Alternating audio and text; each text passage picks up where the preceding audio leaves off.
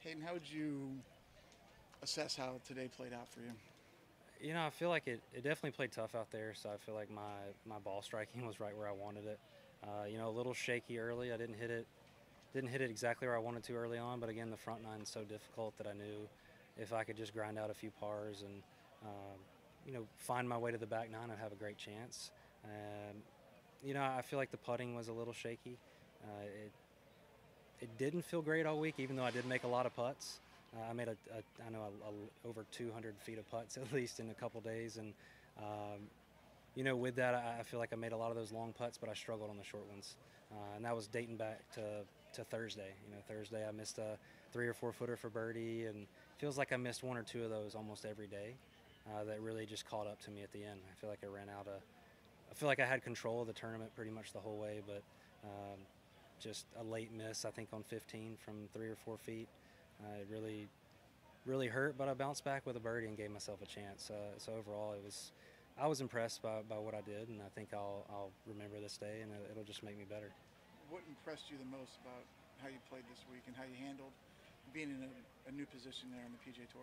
I mean, honestly, the ball striking. It's just I've always known that it's my strength, but just to see it, especially after a month off, I really didn't think I needed to work on too much this off season. You know, I felt like coming in again, just keeping my body healthy was important, and I did. And just to see what I can do with a driver, I think is something that will benefit me. I think in the long run, it's not a very easy course to drive the ball, and it's really hard to score out of the rough. And I put the ball where I needed to, and um, fell short, but I feel like good things are coming. Obviously this week was incredible. You can never really complain about finishing second. But again, I think it's just going to light a fire under me to keep working hard, and next time I'm in that situation, not let it go that way. Did you prove yourself that you can win on the PGA Tour? I feel like I've always known I could win out here. I think that's kind of the process. You go through Canada, you go through the Corn Ferry Tour, and to see success at those levels, even going back to college, I think it all sets up for success out here. Um, but again, winning on the PGA Tour is the hardest thing to do, and sometimes you just get beat, and I feel like that's what happened today. What did you see in that putt on 18 for birdie? I knew it went left. I mean, again, I feel like it was just so grainy that um, it's tough. I feel like I miss left all day. It's kind of my tendency, and it's tough to mentally come back from that when you're missing a lot of putts left and you have a right to left putt at the end. But I feel like I hit it on a good line, maybe just not enough speed. Again, it's something to look back on and learn from it, but also, get to work next week. I'm taking next week off. I'm going to get back home and really get to work on fixing that, and hopefully next time it won't happen. How did you feel like the nerves were today from the start and then down the stretch? Pretty good. I feel like, again, the front nine is so difficult to me. I think there's just a few holes where I can't really hit driver, and that's what I want to do on every hole. And, I didn't hit great tee shots early on, but I found a way. I think a big opportunity for me, I think, was on 8 and 9. I hit an incredible bunker shot on 8, a fairway bunker shot, and had an easy look at birdie. And in 9, I was in the front of the green, so that was a big turning point not to convert those birdies.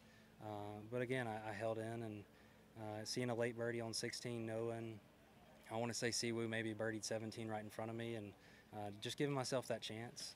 I think it's something that I'll remember, but I'll use it to benefit me hopefully in the future. When you look back on this week, what was the biggest thing you're going to take away from it?